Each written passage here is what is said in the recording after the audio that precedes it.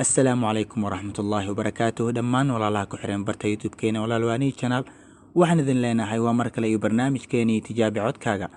haddii aad nagu cusub tahay insha Allah subscribe inoo saar gambalaalkana furo si ay ku soo gaaraan muuqaalada cusub insha Allah.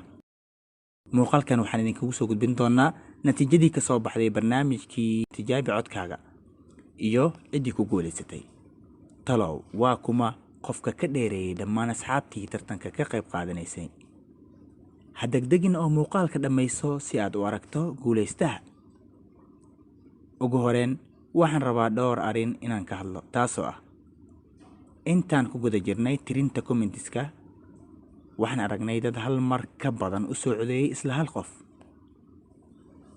codkaas oo kale hal ayaan ka qaadanay, balse qofkii laba qof oo kala duwan u soo kala codeeyay labada codba waan qaadanay. intaas waxaan filayaa inaan isla fahanay. sidoo kale asxaab waxaa jireen soo codeeyay xilli ay dhamaatay codeyntii, marka kuwaasi codkoodii lama xisaabin maadaama waqtigii la dhaafay. intaa kadib dadaal fara badan oo aan galnay taasoo ahayd tirinta commentiska, taasoo ah shaqo aad iyo aad u adag, iyo si aan u soo saarno ruuxa xaqa u leh guusha anagoo ka taxadareyna si aan cadaalad u sameyno.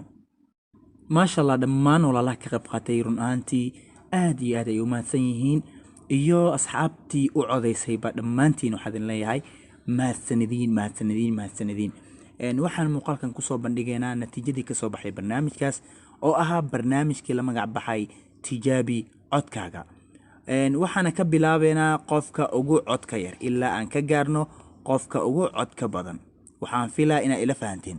waxaan ka bilaabeynaa qofka ugu codka yar ilaa aan ka gaarno qofka ugu codka badan insha Allah.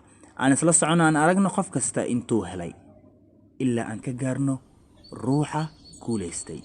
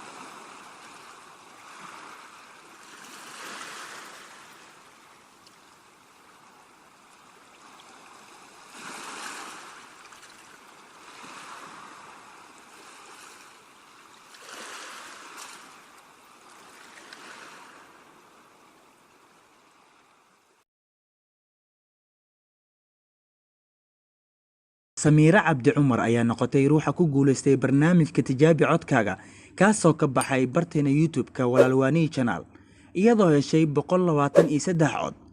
codkaas oo ahaa codkii ugu badnaa ee uu helo qof intuu socday barnaamijka tijaabi codkaaga. waxaan leenahay hambalyo Samiira, waana kula soo xiriirinay sida ugu dhaqsiyaha badan si aan kuu soo gaarsiino hadiyada aan kuugu talagalnay insha Allah. sidoo kale asxaabta waxaan la wadaagayaa barnaamijyo sidan oo kale ah inaan soo wadno oo xiiso badan oo waxyaabo kala duwan lagu tartami doono. haddaba haddii aad nagu cusub tahay subscribe inoo saar, gambalaalkana furo si aad ula socotid muuqaalada soo socda insha Allah. waxaan idin leenahay isku soo noqod wanaagsan.